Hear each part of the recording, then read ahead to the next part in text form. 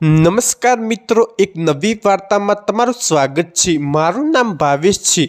આજની કહાની કોઈ બની બનાવેલી નથી, પરંતુ મારી અને મારી પાડોશી કાકીની સુંદર અને મજાની રસપડી એક હકીકત વાર્તા છે। તો ભાઈઓ અને બહેનો, વિડીયો ચાલુ કરું એની પહેલાં વિડીયોને લાઈક કરી ચેનલ સબસ્ક્રાઈબ કરજો। મિત્રો, આગામી 2 વર્ષ જૂની છે।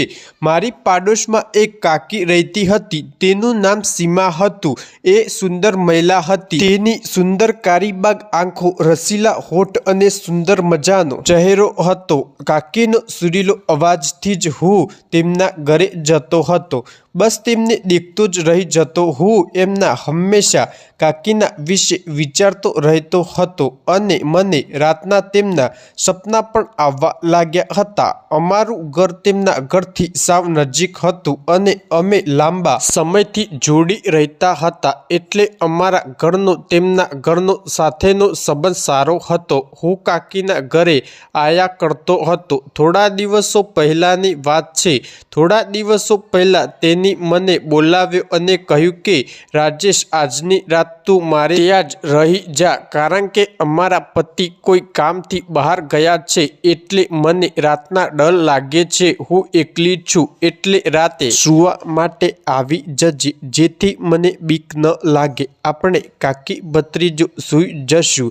મેં કાકીની વાત માની લીધી અને મેં રાતે હું કાકીના ઘરે જતો રહ્યો। હું ગયો તો કાકી હજી તે તૈયાર થઈ રહી હતી। તાકી થોડી વારમાં તૈયાર થઈને નીકળી તો શું કરવું યાર, તે કમાલની માલ લાગી રહી હતી। તેણીએ મને પીવા માટે પાણી આપ્યું। આજે રાતે તેને કોઈ પાર્ટી હશે, એટલે તેણે મને કહ્યું કે હું ખાવાનું બનાવી દઉં છું, તો જમીને સૂઈ જજે। હું રાતના 12 વાગે પાછી આવી જઈશ। કાકી આવું કહી અને પછી પાર્ટીમાં જતી રહી। હું પણ દરવાજો બંધ કરીને સૂઈ ગયો। મિત્રો, હું અને કાકી રોજ હસીને વાતો કરતા અને એકબીજાની બધી વાતો કરતા। હું જ્યારે પણ કાકીના ઘરે જતો ત્યારે તે મને જોઈને રોજ કહેતી કે તારે કોઈ ગર્લફ્રેન્ડ છે, તું હવે જવાન થઈ ગયો છે। મિત્રો, આજે રાતે હું આરામથી કાકીના ઘરે સૂતો હતો। કાકી પાર્ટીમાં ગઈ હતી। હું ઊંઘમાં સૂતો હતો। લગભગ રાતના 12 વાગ્યા હશે અને મને એવું લાગ્યું કે કોઈ મારી બાજુમાં આવીને સૂવે છે। મેં થોડી આંખ ખોલીને જોયું, નાટક કરવા લાગ્યો। પછી થોડીવાર પછી મારા ગાલ ઉપર કિસ કરી લીધી। તે ઘણા સમયથી મારી સાથે પ્રેમ કરવા માંગતી હતી અને હું તો કાકીનો દીવાનો હતો।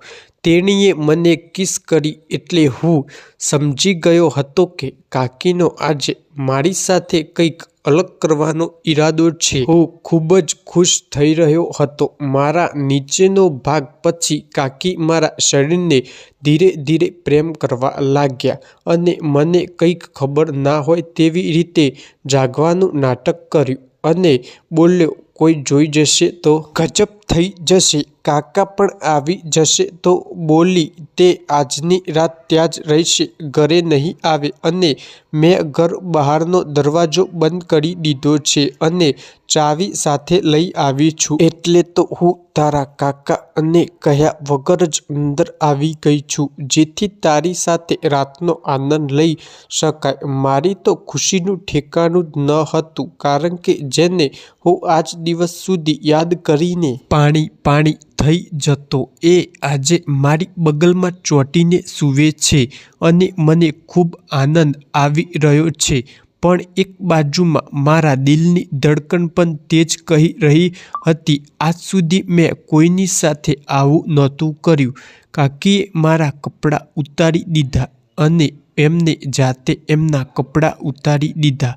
પછી કાકી મને જોરથી પ્રેમ કરવા લાગી। કાકીએ મને કહ્યું કે મને ખબર ન હતી કે તું મને મરવા માટે છેલ્લા 5 દિવસથી પાછળ પડ્યો છે। મેં કાકીને કહ્યું કે મેં તો સપનામાં પણ નહોતું વિચાર્યું કે આખી રાત તમે મારી સાથે ગેમ રમશો। મારું તો સપનું પૂરું થઈ ગયું હોય એવું લાગી રહ્યું હતું। કાકીએ મારી પાઇપને તેની બંને કેડીઓ વચ્ચે પસાર કરી રહી હતી। ઉપરની જમીન જમીન સાથે રમ્યા. પછી કામ ચાલુ કરી દીધું. લગભગ 15 મિનિટ અમે બંને પરસેવાથી ભીંજાઈ ગયા અને મારી પોપટ કાકીની ગુફામાં જાય અને બહાર આવે. રાત અમે બંને પાણી અંદર બહાર કરતા રહ્યા. પછી અમે બંને અલગ થઈ ગયા અને સૂઈ ગયા. કાકીએ ખૂબ જ મજા આવી હતી. સવારના 5 વાગ્યા હતા ત્યારે વહેલા ઉઠી ગયા. કાકીએ ચા બનાવી. અમે બંને ચા પીધી અને કાકીને બધું કામ બાકી હતું કામ કરવામાં મદદ કરી. મારી આ પહેલી રાત હતી જે મને ખૂબ જ મજા આવી. આ વાર્તા તમને પસંદ આવી હોય તો વિડીયો લાઈક કરી ચેનલને સબસ્ક્રાઈબ કરો.